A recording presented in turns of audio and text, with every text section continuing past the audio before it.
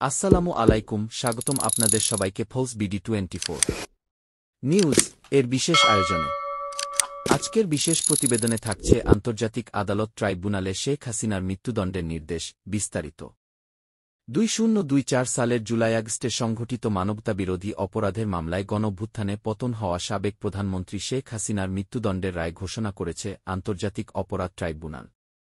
আজ সোমবার ১-৭ নভেম্বর বেলা ২টা ৫:০০ ট্রাইব্যুনাল ১-এর চেয়ারম্যান বিচারপতি মো. গোলাম মর্তুজা মজুমদারের নেতৃত্বাধীন ৩ সদস্যের বিচারিক প্যানেল এ রায় ঘোষণা করেন। প্যানেলের অন্য ২ সদস্য হলেন বিচারপতি মো. শফিউল আলম মাহমুদ ও বিচারক মো. মহিতুল হক এনাম চৌধুরী। রায়ে আদালত বলেছে, শেখ হাসিনার বিরুদ্ধে ৩টি অভিযোগ প্রমাণিত হয়েছে। এর আগে ট্রাইব্যুনালে বিভিন্ন তথ্যপ্রমাণের বিবরণ দেওয়া হয়। বিচারকাজ চলার সময় অডিও, ভিডিওসহ যেসব তথ্যপাত্র ট্রাইব্যুনালে উপস্থাপন করা হয়েছে সেগুলোর বর্ণনা দেওয়া হয়। ঘটনার শিকার ও সাক্ষীরা কি বলেছে তার বর্ণনা দেওয়া হয়।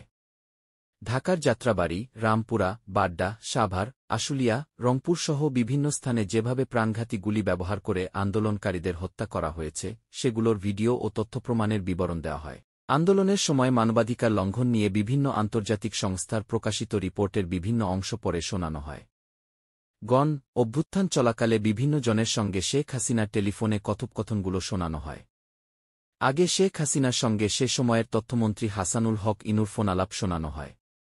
গণঅভ্যুত্থানে ক্ষমতাচ্যুত প্রধানমন্ত্রী শেখ হাসিনার পাশাপাশি এই মামলার অন্য ২ আসামি হলেন সাবেক স্বরাষ্ট্রমন্ত্রী আসাদুজ্জামান খান ও পুলিশের সাবেক মহাপরিদর্শক আইজিপি চৌধুরী আবদুল্লাহ আল মামুন।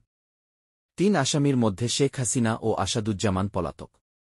দুজনই এখন ভারতে অবস্থান করছেন। ভিডিওটি ভালো লাগলে অবশ্যই লাইক, কমেন্ট এবং সাবস্ক্রাইব করতে ভুলবেন না।